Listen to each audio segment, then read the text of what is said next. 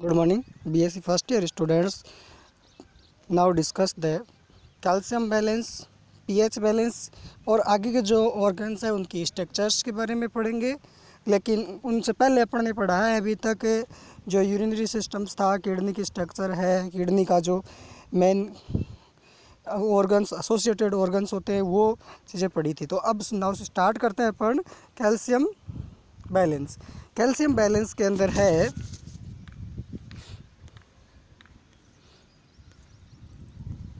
Calcium balance के अंदर है कि regulation of the calcium level is achieved by coordination secretion of a parathyroid hormones and calcitonin distals collecting tubules reabsorb more calcium is responsible to PTH hormone secretion and reabsorption less function in response to the secretion of the calcitonin. यानी कि जो मान लो कि PTH hormones है वो उसके accretion ज़्यादा होता है तो उसके कारण क्या होता है, कैल्शियम हार्मोन्स का लेवल्स है वो कैल्शियम्स का लेवल्स बढ़ जाता है। और अगर कैल्सिटोनिन हार्मोन होता है तो उसकी वजह से हार्मोन का है वो डिस्टर्बेंस कम हो जाता है। अब बात करते हैं पीएच स्केल की। पीएच स्केल मेंटेनेंस किस तरह से होता है, तो in order to maintain the blood pH acid base balance levels cell of the convoluted tubules, electrolyte tubules, hydrogens ions in the urethra, the combined with the tubular buffers. Bicarbonate forming carbonic acid उसकी जो reaction है वो H ions plus HCO3 तो बनता है H2CO3। Ammonium forming ammonium ions होता है, उसमें H आयन्स प्लस NH3 तो NH4 बनता है जो अमोनिया है। Hydrogen phosphate forming dehydrogen phosphates H ions plus PO3 HPO3 तो बनता है H2PO3। नेक्स्ट है carbonic acid is converted to carbon dioxides, यानी कि जो मान लो कार्बन्स है, कार्बनिक एसिड्स है वो कार्बन डाइऑक्साइड के अंदर परिवर्तित हो जाते हैं एंड वाटर फॉर्मेशंस होता है। The CO2 is reabsorbed maintaining the buffering capacity of the bloods. Hydrogen ion are the excreted in the urines and ammonium salts and hydrogen phosphates. The normal pH of urine varies from the 4.5 to 8 depending on the diet, time of day and numbers of the other factors including the diets containing or large amount of the animals proteins to produce the more acidic urines the variations. और इसके कारण क्या होता है, pH बढ़ भी जाती है। यानी कि जो पीएच मेंटेन करने के होते हैं वो 3 फॉर्मेशंस होते हैं। फर्स्ट फॉर्मेशन होता है वो कि अगर अपन हाइड्रोकार्बोनेट्स का फॉर्मेशन होता है उसकी वजह से, सेकंड अमोनिया का फॉर्मेशन और थर्ड होता है वो हाइड्रोक्सिन फॉस्फेट का निर्माण होता है, उसकी वजह से जो यूरिन फॉर्मेशन है वो बढ़े जाता है। और यूरिन में पीएच की जो पीएच है वो मेंटेन रहता है। नेक्स्ट बात करें अपन यूरेथ्रा की, यूरेटर्स की। तो यूरेटर्स के अंदर है कि the ureters of the tubules is a converting urine from the kidney to the urinary bladders. यानी कि ये क्या करता है, जो यूरेटर्स होते हैं वो संख्या में 2 होते हैं और ये क्या करते हैं, जो किडनी के अंदर यूरिन फॉर्मेशंस हुआ है उस यूरिन फॉर्मेशंस को क्या करेंगे कि जो यूरेटर्स है उस तक पहुंचाने का काम है करते हैं, यूरेथ्रा तक पहुंचाने का काम है करते हैं। They are about 25 to 30 cm long with a diameter of about 3 mm। यानी कि जो मान लो यूरेटर्स है वो 25 सेमी से 30 सेमी तक लंबे होते हैं और इनका डायमीटर है वो 3 mm का होता है।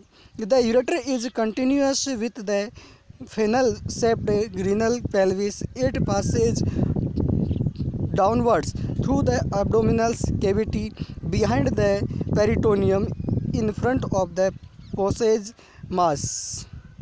muscles into the pelvic cavity and passage oblique through the posterior wall of the bladders. Because of this arrangement, when urine accumulation and pressure in the bladder arise, the urethra are composed and openings occurred. यानी कि इसके अंदर कहा गया है कि इसका arrangement इस तरह से होता है कि ये नीचे की ओर डाउनवर्ड जाते हैं, और डाउनवर्ड जाने के कारण क्या होता है कि यूरिन का जो प्रेशर होता है वो ज़्यादा होता है, और इसकी वजह से किडनी से है वो यूरेटर के अंदर आसानी से यूरिन चला जाता है।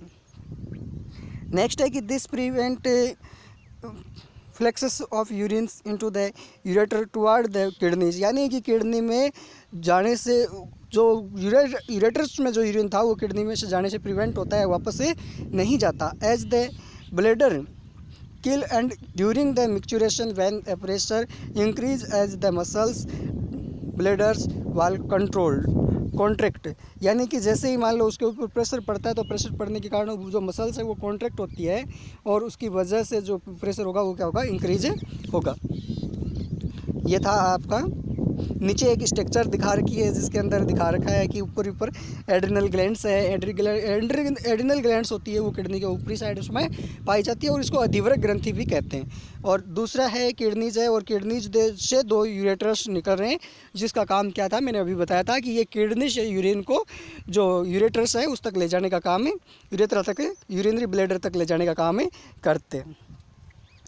नेक्स्ट अपन देखते हैं आगे एक स्ट्रक्चर्स दिखा रखी है जिसके अंदर क्या दिखा रखा है, the position of the ureters where it passes through the bladder well, यानी कि जो पोजीशन है ब्लैडर की यूरेटर्स की वो दिखा रखी है कि किस तरह से होती है। तो इसके अंदर दिखा रखा है कि इंट्राग्लेयर्स इंसियल layer of transitional epithelial tissue की बनी हुई है, ये यूरिनरी ब्लैडर की लेयर्स है, और इसके अंदर यूरेथ्रा है वो क्या है कि इसके पोस्टीरियर साइड से पीछे से इसके अंदर इंटर हो रहा है, और इसके नीचे जो दूसरी लेयर होती है वो स्मूथ मसल्स लेयर होती है, और थर्ड लेयर होती है जिसके ये दोनों के बीच में उसको कहते हैं outer layer of the bladder wall, और ये फाइबर्स टिश्यू की बनी हुई होती है।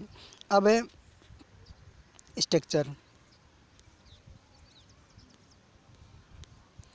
स्ट्रक्चर के अंदर है the ureters constitute of 3 layers of tissue, 3 layer tissue की 3 लेयर से बनी हुई होती है। जो फर्स्ट आउटर लेयर्स होती है उसको फाइबर टिश्यूज़ की होती है, और इसके नीचे जो मिडल लेयर्स होती है वो होती है कंटेनिंग स्मूथ मसल्स, यानी स्मूथ मसल्स की होती है, और थर्ड लेयर होती है वो किसकी होती है, एपिथेलियल टिश्यू की होती है। अब बात करें इसके फंक्शंस की, तो फंक्शन क्या क्या होते हैं वो देखते हैं। तो फंक्शन के अंदर देखो, सबसे पहले इसके अंदर है the ureters people urine from the kidney into the bladders of a peristaltic construction of the muscles layer, यानी कि जो यूरेटर्स है उसका मेन काम होता है वो लोगों के अंदर किडनी से जो यूरिन है उसको पेरिस्टालसिस मूवमेंट के द्वारा, जो मसल्स होती है उनके द्वारा ये मूवमेंट्स होती है, और उसके अंदर से सीधा है वो यूरिन कहाँ चला जाता है, यूरिनरी ब्लैडर के अंदर चला जाता है। This is an intrinsic property of the smooth muscles and is not under autonomic nerve controls, और इसके अंदर है कि जो कंट्रोल होता है वो ऑटोनोमिक नर्व सिस्टम्स का नहीं होता।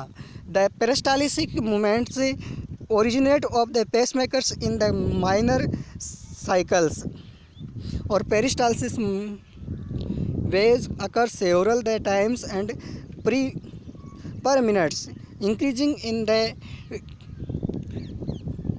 frequency with the volume of urine production and send the support of the urine into the bladders.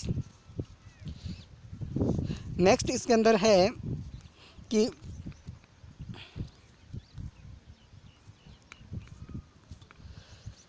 Urinary bladders के अंदर क्या होता है वो चीज़ें देखते हैं। तो सबसे पहले यूरिनरी ब्लैडर्स के अंदर देखो क्या क्या है। तो यूरिनरी ब्लैडर्स के अंदर बताया गया है कि इसकी सबसे पहले स्ट्रक्चर है वो किस तरह की है वो देखते हैं।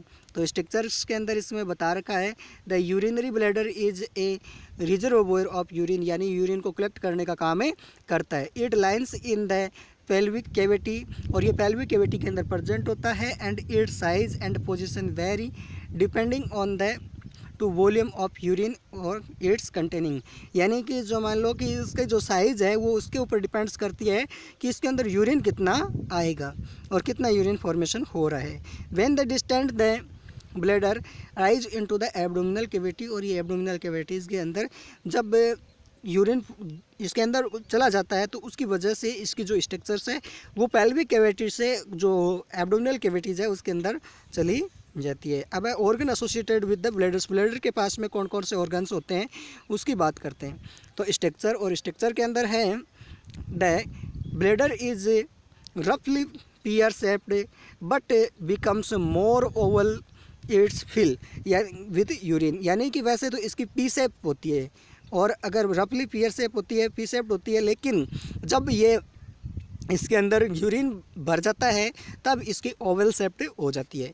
The posterior surface is the base, इसकी जो बेस होता है, जो आधार होता है इसका, वो पोस्टीरियर सरफेस होती है। The bladder open into the urethra, it's lowest point next, यानी कि जो यूरेथ्रा के अंदर खुलता है वो उसका नेक पॉइंट्स होता है, लोवेस्ट साइड में होता है, बैक साइड के अंदर होता है। The peritoneum covers only the superior surface, peritoneum इसकी केवल सुपीरियर जो सरफेस होती है उसको कवर करता है। Before it turn upward the peritoneal partial peritoneum linings, the anterior abdominal wall posterior its around the urethra the female of the rectums in the male. Next है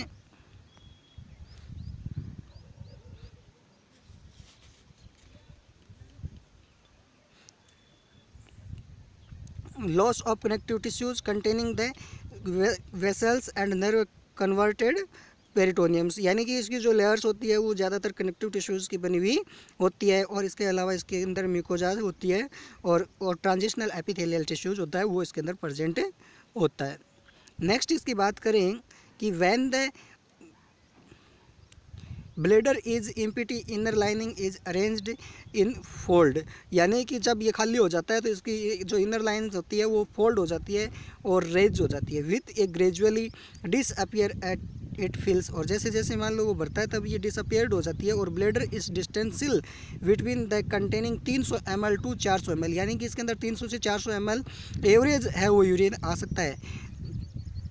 awareness of the need to pass urine it left the totally capacity is rarely more than about 600 ml, यानी कि इसके अंदर 600 ml से ज़्यादा urine नहीं भरा जा सकता। The 3 orifices in the bladder wall from the triangles trains the upper 2 orifices, the posterior wall and the openings of the ureters. The 2 orifices posterior wall of the openings the ureters.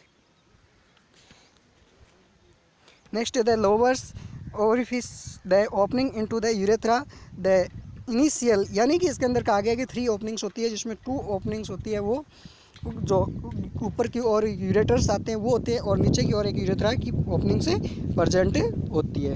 अब इसके अंदर दिखा रखा है कि इसके अंदर किस तरह से इसकी पोजीशन होती है कि तो सबसे पहले अपन इसकी स्ट्रक्चर से देखते हैं। इस स्ट्रक्चर्स के बाद में अब नेक्स्ट टॉपिक बचता है अपने यूरेथ्रा, जो क्या होता है यूरिनरी सिस्टम्स का लास्ट टॉपिक से है, जो यूरिनरी सिस्टम का लास्ट टॉपिक है।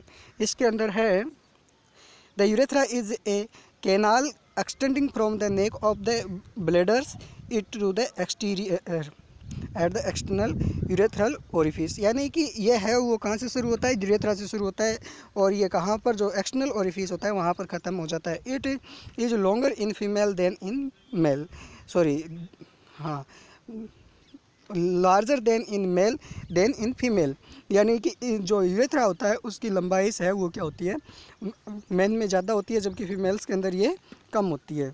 The male urethra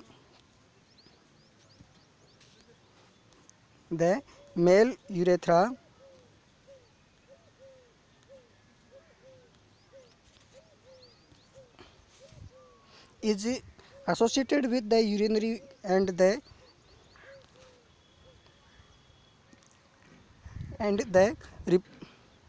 reproductive systems and is described as the chapter 18।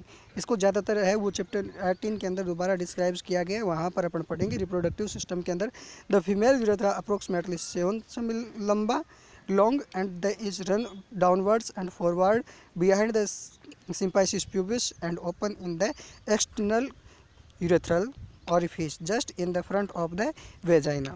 The external urethral orifice is graduated by the external urethral inspector which is under voluntary controls, यानी कि इसके अंदर voluntary control से होता है और उसके थ्रू अपन कंट्रोल कर सकते हैं। यानी कि इसके अंदर जब अपनी इच्छा होती है कि यूरिन पास आउट करना है तभी इसको खोल जो इंस्पेक्टर है वो खुलता है, बाकी समय में ये बंद रहता है। नेक्स्ट अगर बात करें कि the male urethra is described in a distal of chapter 18 but in both sexes the basic structure the same. It valve consist of 3 layers of tissue, 3 layer की टिश्यू से बना होता है। फर्स्ट होती है वो मसल्स लेयर्स होती है और सेकंड है इसके अंदर वो होती है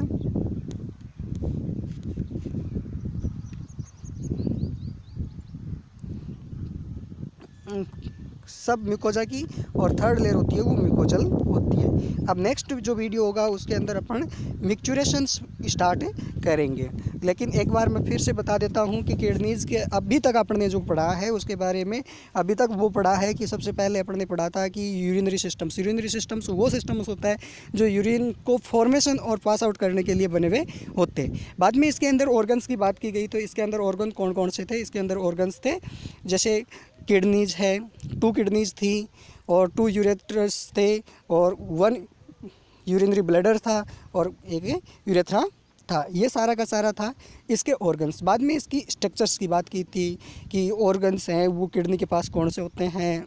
उसके बाद में यूरेथ्रस की बात की थी। तो किडनीज़ है वो अपन एक बार दोबारा से नॉर्मली देखते हैं कि इसके अंदर क्या था।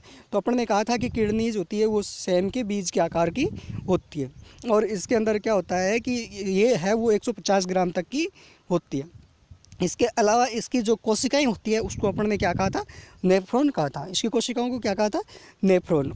इसके अलावा अपन ने बाद में देखा था कि ये क्या करती है, जो नेफ्रॉन्स होते हैं वो क्या करते हैं? यूरिन फॉर्मेशन का काम है करते हैं। इसके भी अपन ने देखा था कि जैसे मान लो कि इसका जो पार्ट्स था उसको अपन ने कहा क्या कहा था? कुंडलित जो समीपस्थ कुंडलित पार्ट्स था, हैंडले का लूप था और दूरस्थ कुंडलित पार्ट्स था, वो पार्ट्स के अंदर डिवाइड किया गया था। इसके अलावा इसके अंदर जो फर्स्ट था जहाँ पर अपन कहते हैं कि इसको कि इसके अलावा बाद में यूरेटर्स की बात की थी। तो यूरेटर्स का काम मेन काम क्या था? यूरेटर्स का मेन काम ये था कि अपन उसको क्या करें कि जो किडनी से जो यूरिन फॉर्मेशन हुआ है उसको जो यूरिनरी ब्लैडर है वहाँ तक पहुँचाने का काम है था। उसके बाद में अपन ने पढ़ा था आगे कि मान लो कि ब्लैडर्स था तो ब्लैडर का काम है एक रिजर्वोयर की तरह था। उसके बाद में अपन ने यूरेटर्स का पढ़ा था। इसकी जो लंबाई है वो मेल्स और फीमेल्स में अलग अलग होते हैं और एसोसिएटेड ऑर्गन होते हैं वो भी अलग अलग होते हैं। और इसके अंदर अपन जो बाकी है इसके बारे में वो 18 चैप्टर्स के अंदर दोबारा से डिस्कस करेंगे।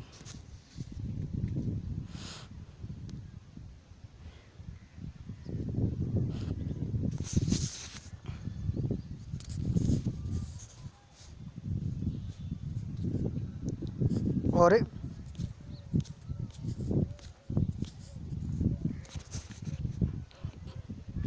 अब अपन अगले टॉपिक आएगा उसके अंदर क्या पढ़ेंगे? मिक्चुरेशन पढ़ेंगे और मिक्चुरेशन की स्टडीज़ है वो लगातार कंटिन्यू चलेगी। उसके बाद में अपन पढ़ेंगे कि भाई जैसे मान लो कि वाटर बैलेंस किस तरह से होगा, इलेक्ट्रोलाइट बैलेंस किस तरह से होगा। इसके अलावा अपन पढ़ेंगे कि जैसे मान लो कि कैल्शियम बैलेंस किस तरह से होगा, पोटेशियम बैलेंस किस तरह से होता है। वो सारी की सारी अपन अगले नेक्स्ट वीडियो के अंदर स्टार्ट करेंगे। Thank you.